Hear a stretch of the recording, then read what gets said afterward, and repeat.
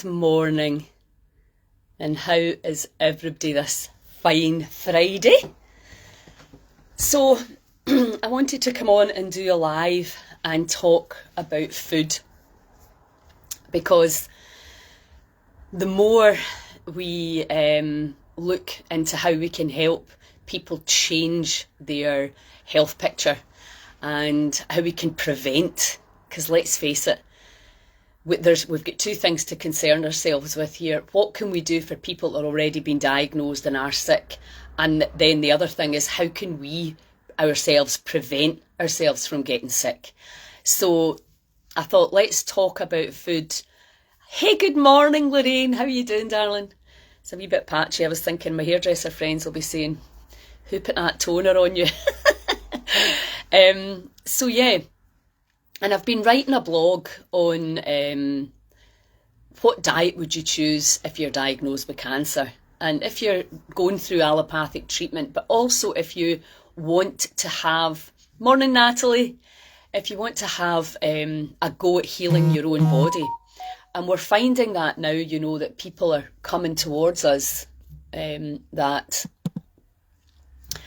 are looking to heal themselves.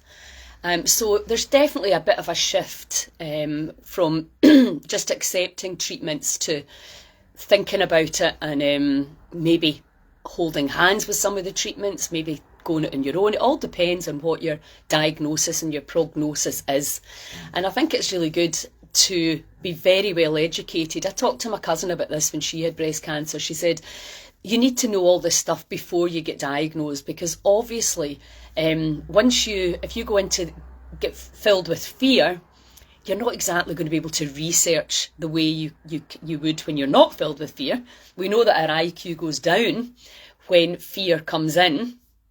So it's really important that we educate ourselves and that we're willing to learn a bit more about this phenomenal energy system we call the body, and what we can do in order to change our chemistry. Now, I don't know if you've seen the new research from Joe Dispenza's work, how they're changing the chemistry with meditation alone. Well, he's got a book, Healing by Thought Alone, and how when we think about certain things, how it influences our electromagnetic field, how it influences our genetic expression, our epigenetics, because what happens is we're changing the information inside. And that's something we really need to get clear on. When you because there's two different diets in my view. One, a diet that will heal, restore, repair, so it's taking you from a lower level of health to a much higher level. And then there's a maintenance diet, which is staying well.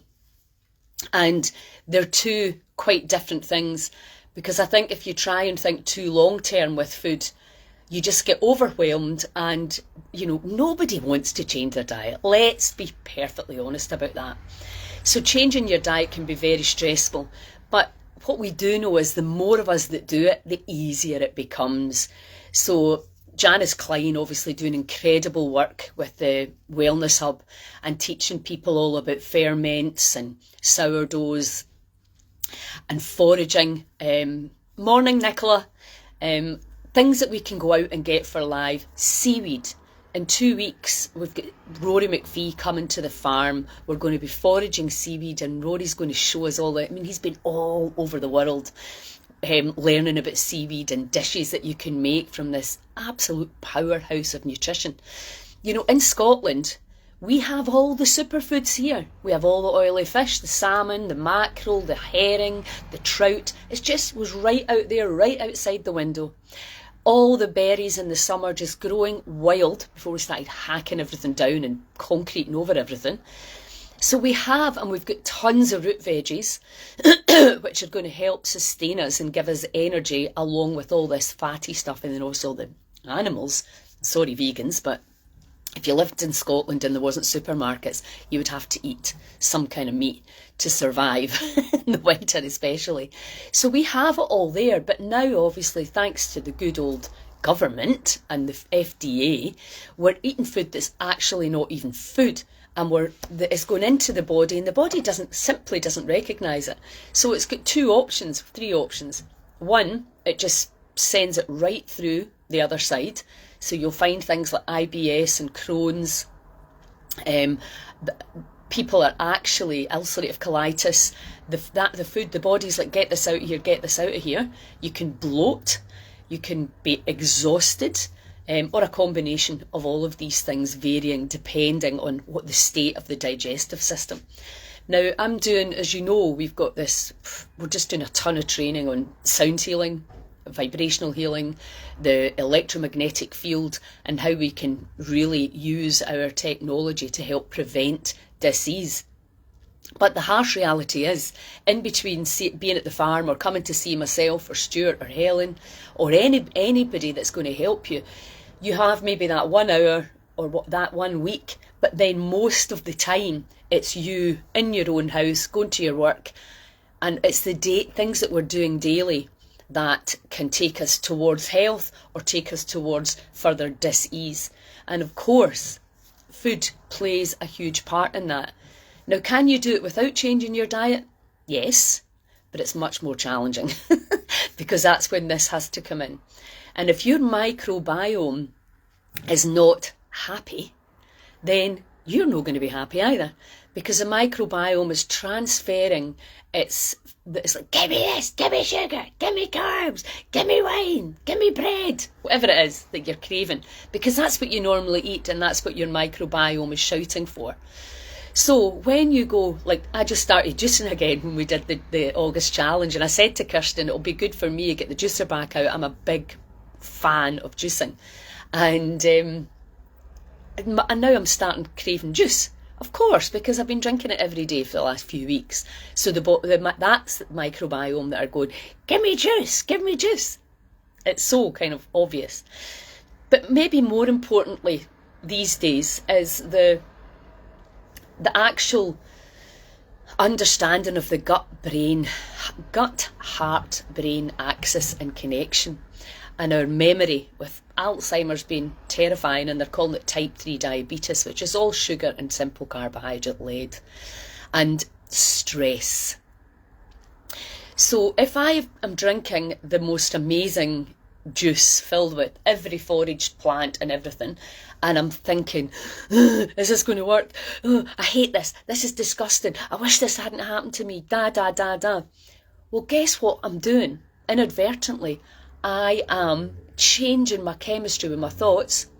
I'm going to change the chemistry with the food, but already the vagus nerve's firing away into my digestive system, causing chaos, disturbance. So if I do something else, which is, this is my medicine, this is my chemotherapy, because remember, all medicines come from food. And instead of smashing them up and changing them and making money out of them, why don't we go back to these ancient herbal techniques where we can actually take the power of the whole plant, the intelligence, and run it through the body for balance? That's the world I would like to see. So anyway, I take my juice and I look at it and I feel it. I feel the life force from it. And I drink it knowing the impact as it runs through my body, that it's picking up anything that needs to be removed. It's giving the cells a wee massage via the enzymes, and my kidneys, my gallbladder, my liver, my spleen, everything's going into this state of joy, right through into the stomach, through the bowel and out through the other side. And that whole journey through the body is what helps the body to heal.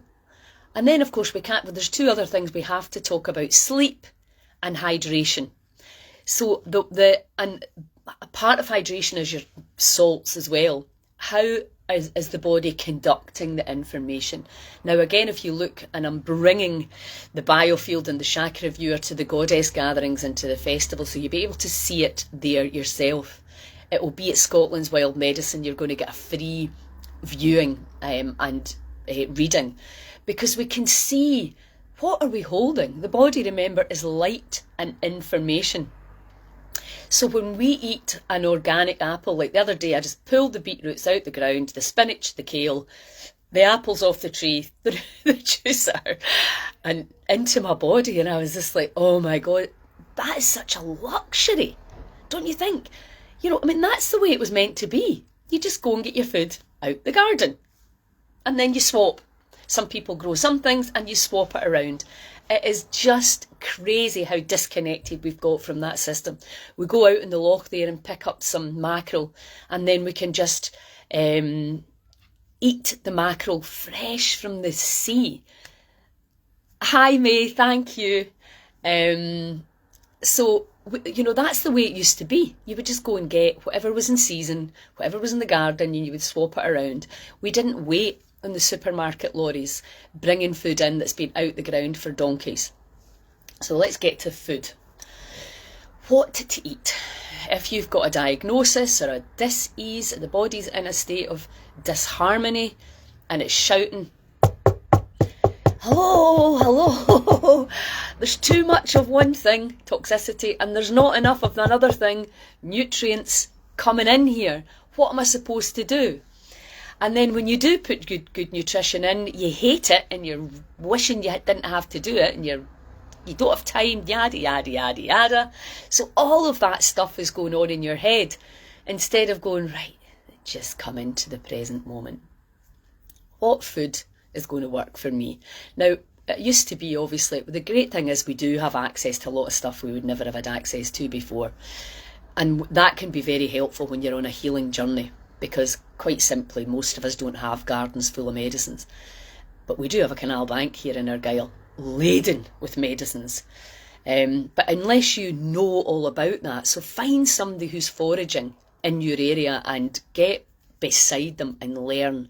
By the way, the Wild Medicine book, it's all in there, the incredible stuff that you can do and put through your body to create harmony. But where do you start? Well, the first place to start, 3 things that you can do. 1, cut out the 3 whites. White sugar, white carbohydrates, flour, and white rice, processed rice. Right, these 3 things, take them out your diet. Now, flour, that means all your breads and all your, the shitty breads that you buy in the supermarket, usually. All your cakes and biscuits. So just cut these 3 things out and watch the body transform. There's a big thing about gluten. A lot of people can't obviously deal with gluten, but one of the biggest problems with the grains is they're genetically modified and bleached and then made into a product and then yeast put in. And what do you expect the body to do with that? It's been so unbelievably processed and destroyed. Don't eat anything that's genetically modified if you can possibly avoid it. Because not only is it genetically modified, it's sprayed with God knows what, all 7 known carcinogens. And then we're eating that and putting it into this amazing body for day after day after day after day after month after year. So what on earth do you expect to happen? Of course, what is in there, the digestive enzymes, it's the body, it's like putting far too much washing into your washing machine. It just doesn't work. And it'll maybe work a wee bit, to start with. But you pull it out, the clothes haven't been washed properly, and eventually your washing machine breaks down, which is what's happening to all of our digestive systems. Now, I don't even blame anybody anymore. I used to think it was just as easy. Just make better choices. I was that arsehole that actually just thought it was just as simple as making better choices. But I now understand it's not, because a lot of the food that's there available and in a price range that's affordable is poisoned. It's crap. So people are, and also there's an education situation where people really genuinely do not know. And that's why we want to, at next year's festivals, really focus in on the education and how to make great food cheaply and get people growing their own food again. So once you've taken the 3 white things out, hi Adrian, take them out. The rule number 1A is don't be hungry Always have plenty of food in your fridge. You know, make soup, make loads of it, put some in your fridge, put some in your freezer, make a dal, I'm talking about dal, not because I'm vegan, but because it's cheap. You can get lentils cheap. You can turn it into a dal easily and cheaply. And so always be prepared. Brownie Scout motto. That, you know, if you're not prepared, that's when things go haywire. And I think now that you can get your shopping delivered to you once or twice a week, you can just do that and make sure you've always got your veggies in. If you've got a juicer and you've got a soup pot, you can just shove all the veggies in. You never waste a thing. There's no need. And just take an hour a couple of times a week to look at that and be prepared. Number 2, free tip, is when you eat. And this is another absolute no-brainer because it's free. And you know how I do like free things. Because I truly believe that our health should never be tied to business. And I also believe if I know something that can help your health, you shouldn't have to pay me to get that information. I just think that's mental on every level. Anyway, I digress. When you eat, what time are you eating? Now, there's a brilliant book called, oh my God, it's about girls fasting. Fasting for girls. There you go. Because men and women are different, regardless of the current climate. We are biologically different. And we have these very clear cycles, menstrual cycles, which really affect how we feel, what we do, what we should be doing. And also we have children. That absolutely affects everything. I'm going to go into the mums across Scotland in a lot more depth, because a lot of my clients are young mums with children. And I'm like, how do you try and heal when you're trying to raise a family and work a job? So that's something we need to look at closely, because our government's not going to do it. But when you eat is key to changing everything, because you think 80% of your daily energy, give or take, goes on digesting your food. Okay, that's a lot. So digesting food takes a lot of energy, and you might notice, as I often do, once you've eaten, you get tired. Because the body's like, right, lie down while I try and make sense of all this stuff you've just shoved into your body, right? So you've got 20% energy left to do all the other amazing things that you want to do in your life. So if that 80% you're stealing 10, 15, 16, 17%, it just doesn't leave you with very much energy to do all the other amazing things, i.e. raising kids, cooking for kids, deciding all these different things. I've got ideas about that as well, about how we can communally feed our children and cut down, because I don't know about you, but that used to be one of my biggest stresses. Breakfast, lunch, dinner every day for 15, 20 years. It's exhausting. So the time that you eat, and again, this is a really good habit to get your kids into, no food, preferably 3 hours before bed, but maybe 2 hours before bed. So the idea of supper, they get their supper. If they go to bed at 8 o'clock, the last fill up is 6 o'clock. They go to bed at 9. You can make it 6. It depends what issues you're dealing with. So because what happens then is you digest your food before you go to bed. And then when you're in bed, providing you've not got your computer on till 2 in the morning, the healing hormones start to flood in between 10 and 2. And again, people want to correct me because they usually do. It's not an exact science, but this is a ballpark. So the healing hormones start to flood in when you're in these states of sleep, and we've got all these deep states where the brain frequencies change and the body literally restores and repairs and revitalises itself. If all these things are in place, if you want somebody to build you a tiny house and you don't give the person, the builder, any building materials, the house can't be built. And it's the same with us. Long term, we need to be thinking, let me give the body the building bricks that it needs, i.e. real whole foods. I mean, it's so obvious, isn't it, really? And then it can do, the microbiome can grab a hold of all the little bits and pieces and fix things. Now, genuinely speaking, I don't think we have to be hugely complicated about food. You know, there's nothing wrong with a good old-fashioned plate of mince and potatoes with lots of carrots and turnip and onions and some broccoli. You know, that's a good dinner if it's good quality beef and, you know, preferably organic veggies, especially anything that's got a skin. But you can soak your veggies in bicarbonate of soda, and that will take, or apple cider vinegar, that will take the surface pesticides off until we can start actually working with our farmers to provide real foods that we don't need to pay to say it's organic, because it just is. We actually have to pay to say it's covered in carcinogens. I mean, it's mental when you think about it. Health and safety and trading standards. You're not allowed to say that food is safe, but you don't have to say that food is not safe. What is going on in our world? Anyway, I digress again. So, take out the three white things: white sugar, white processed sugar, white processed flours, and white processed rice. Take that out. Stop eating 2, preferably 3 hours before you go to bed. Now, I found that quite an interesting wee habit to break, because when I was looking after my mum, I was in the house and I was bored. And I was eating because I was bored and because there was a lot of shit in the house, which I realised I'm just like everybody else. If that's in the house, then I'll eat it. So it's obviously much, much easier if it's not in the house.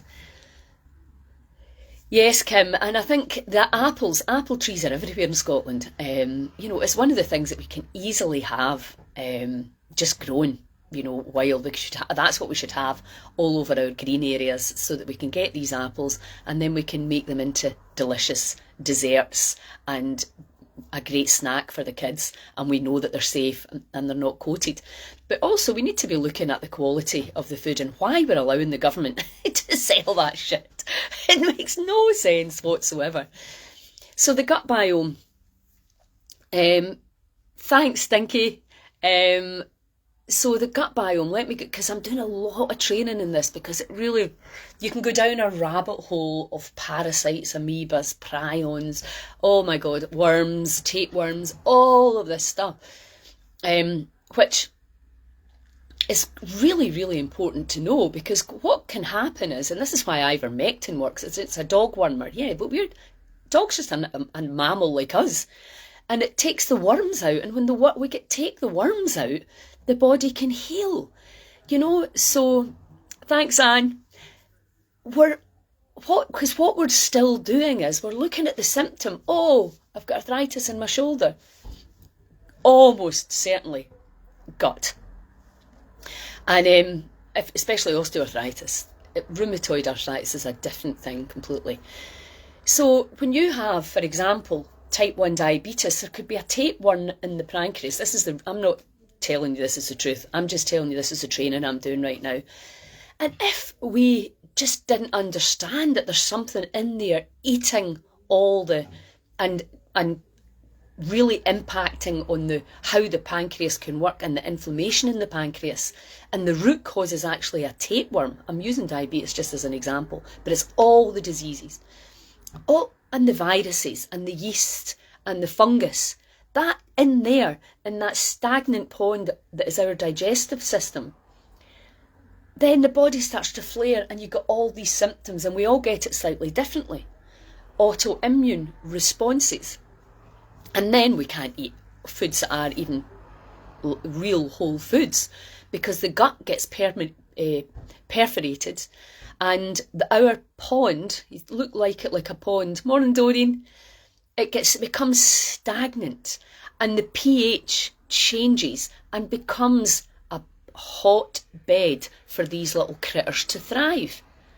Right? So, and then what do we do? Oh, take a pill, cut something off, cut a bit out, blah, blah, blah. And that may be necessary in some situations, but it's absolutely unnecessary in a lot of situations when we start to truly understand that the body's an ecosystem, like the barrier reef, and everything lives in harmony when the water is clean and the temperature's right.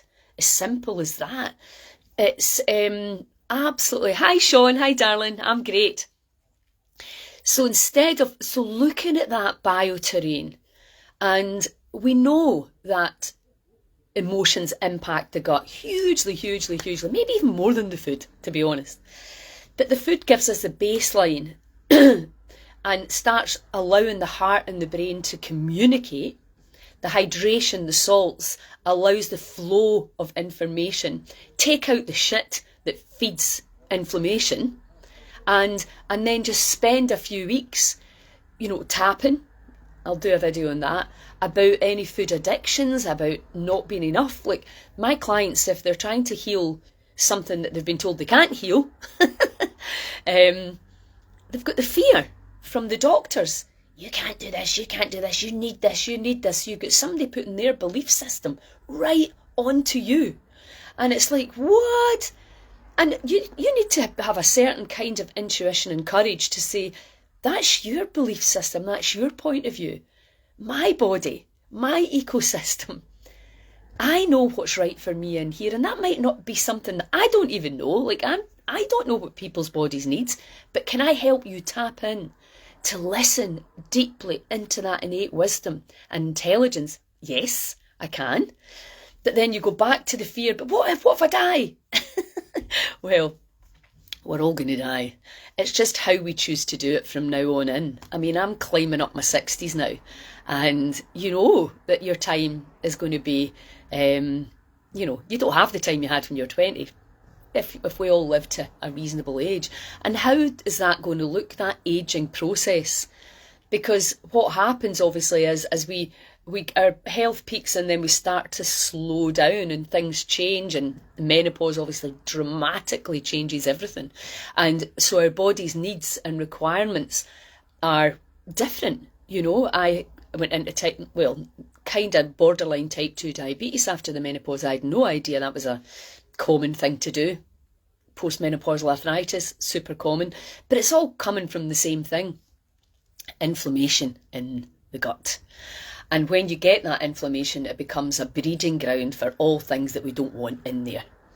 And so that impacts on your entire system. So to try and narrow it down to one thing, what vitamin, what food should I eat? We have to stop that. We have to look at it holistically. And we just go, right, let me just get whole foods in. Let me get the white shite out. In with the light and out the shite, the mantra. Let me stop eating at least 2 hours, maybe 3, before I go to bed. Let me really look at my hydration. And be honest about how much water I drink per day. Keep an eye on your blood pressure, your blood sugar, etc., especially as you get, nearer 50, perimenopausal age. And then you can start to, then you're on top of it. You'll feel the body. Even I've got all this amazing technology, but I don't even really need it. But people do. They need the test because we've been brainwashed into thinking this person here will tell me about my body by looking inside it. We even need a scientist to tell us that dancing's good for us. I mean, please give me a break. We know all this stuff. The power is within. And in November, myself, Jennifer Main, Julie Foobster are coming on a tour around Scotland called Enter the Field of Inner Knowing. And you can come along to these goddess gatherings all over Scotland and learn how to get in there and trust and feel your inner power.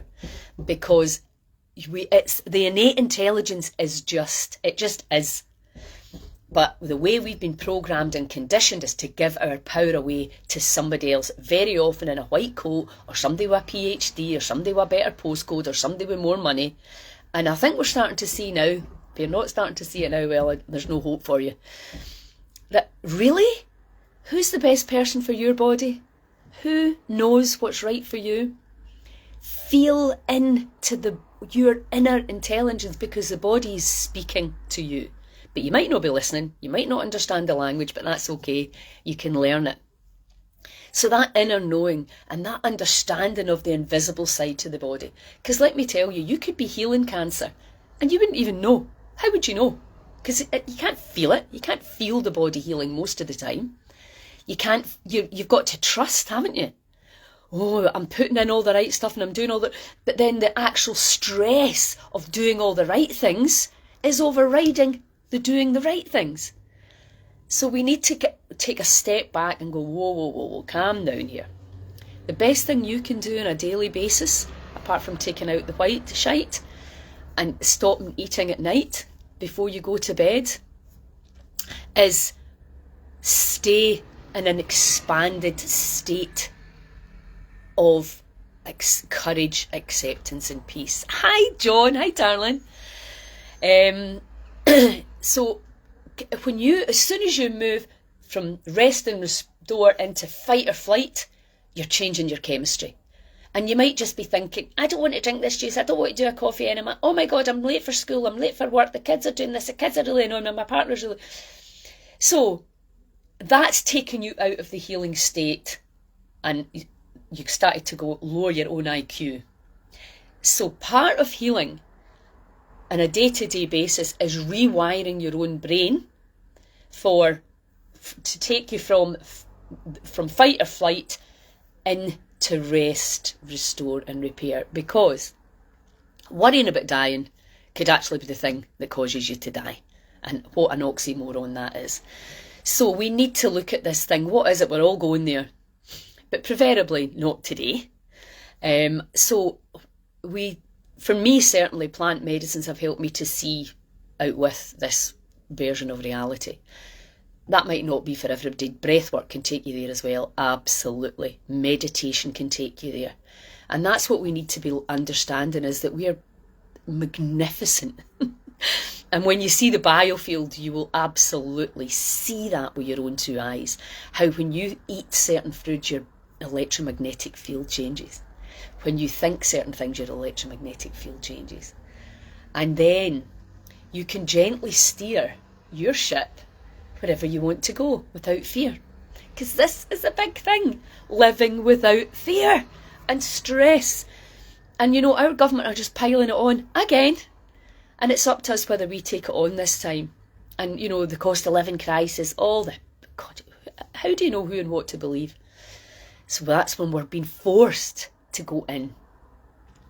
Because in here, when we connect to the divine field of potential and probabilities, we can tune into what is right for our body. And nobody can tell you what is right for your body apart from you. So that's a big responsibility. Sorry, everybody wants, what's the right one diet? What's the one letting go technique? What's this? What's the one vitamin? What's the one mushroom? We're all looking outside. Tell me what to take so that I can feel safe, so that I'm not scared, so that I'll heal. And the reality is getting inside, calming down. Our system's bred on fear, and in the nicest possible way, because we have one option when we go into the system: drugs and surgery. The two options that you'll be offered. If you're lucky. You might not even get that now. Or an appointment with somebody in a year's time. We have to take responsibility back into our own hands and the hands of our communities. Because true healing and understanding of who you really are and why you're here and what you came here to do, no genius, no guru, no coach is ever going to work that out for you. Can they guide you? Absolutely. And if you can afford to work with somebody, then I highly recommend that you do. But what about the people that can't afford to work with somebody? What do? They don't have access, and that's why we have to have this available in communities for free. And there's this belief, if people don't pay for it, they don't appreciate it. Bollocks. People pay for things and don't appreciate it. When people know you're coming from a heart-led space, when every community has their own shaman, until people understand they don't even need a shaman, because everything they need to know about their own body is in here, inside. When you connect to the infinite stream of information and you ask the right questions, ask and you will receive. It's a universal law. Anyway, I'm ranting on and on and on here. I really just came to talk to you about food. So that's your 2 simple things that you can do. And interestingly enough, my cousin was, she said it's bread. She just took out bread and her whole health picture has completely changed. So again, we're wanting somebody with a microscope, somebody with a pill to tell us if you are well enough and you're not terribly addicted and you can make better choices, then please do that. And what we need to look at as well, and my friend Hilary, I'm going up to Skye next week to teach there, and she's written a book, The Sweet Cure, because she was a self-confessed sugar addict. So we'll look at, well, what can we do emotionally to stop ourselves, because it's all one. They say that sugar's more addictive than heroin. And they reckon that 1/3 of our population is addicted to it. So, but that's something we don't talk about because it's legal, and let's face it, it's bloody well everywhere. And it's very difficult to keep your children away from it. Very difficult. You know, you're seen as a bit of a freak if you try to even contain the amount of sugar they're putting into their bodies on a daily basis. So, but we need to get that word out, and we need to have the right support and understanding about the microbiome causing the cravings and what you do to rewire your brain for making better choices. But ultimately, what the thing that's going to make it easiest is if we all do it together. Community and altruism heals. So with that, I will leave you on this beautiful Friday. Have a wonderful weekend, and please share the word about Heal Scotland. If you know anybody in Skye, then please let them know that I'm coming up there. We're doing free workshops, free food. It's going to be amazing on our beautiful island. Yes, Claire, we're going to, Hilary and I are going to do some stuff on sugar addictions and how to minimise it, and how to eat sugars that give you nutrition as well, you know, via cacao and fruits and stuff like that. So we'll be giving you lots of good tips. And next, in 2 weeks, Rory McPhee is coming to the farm. We've got 2 places left. Foraging for seaweed. Rory is just like a mine of incredible information. And we're going to be eating, he's going to be cooking for us all this delicious food. Check out the menu. It is absolutely schmorgasmic. And we'll be at the farm. You'll get all the phenomenal salads and stuff that Andrea's been growing there. It's just quite remarkable right now what we've got there. And next weekend, next Saturday, I'm at Connect Festival doing a talk, I think about 5:30 on the Saturday, so that's very exciting. So I'm going to be in Skye from Wednesday through to Saturday, and then Edinburgh Saturday, Sunday, Monday. So yeah, please share the events, share the love, share the message, and yeah, let's get this country's health picture turned round, because we can. Huge love. Ciao.